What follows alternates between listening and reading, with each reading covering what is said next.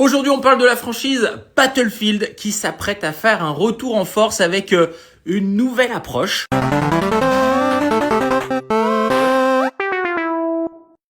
Electronic Arts vient d'annoncer le lancement de Battlefield Labs. C'est un programme de test communautaire pour façonner avec l'éditeur le prochain opus de la série. C'est-à-dire ils vont faire appel à la communauté, aux fans de Battlefield pour améliorer le jeu et concurrencer enfin Call of Duty. C'est un programme assez innovant qui va avoir lieu en Europe et en Amérique du Nord. Vous pouvez vous inscrire pour les premières phases de test. Et vraiment, l'objectif, c'est de recueillir tous les retours sur les aspects clés du jeu, comme les mécaniques de combat, la destruction des environnements, l'équilibre des armes, des véhicules, des différents modes de jeu pour créer le jeu parfait pour les joueurs.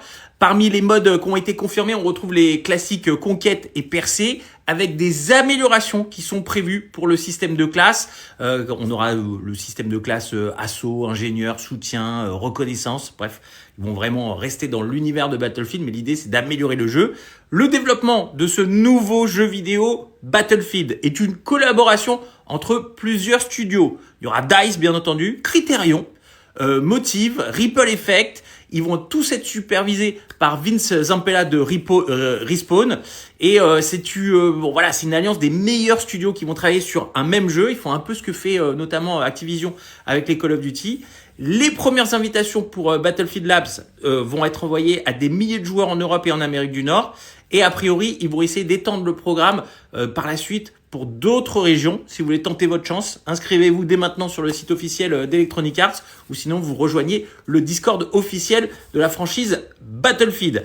Alors, bien que le jeu est en phase de développement, pré-alpha pour l'instant, il y a quand même des premières images qui ont été dévoilées qui montrent des scènes de combat. C'est des combats modernes qui mêlent infanterie, véhicules. Il y a des destructions massives d'environnement. Franchement, ça a l'air plutôt pas mal. Ça reste dans la lignée de ce qu'on a connu auparavant.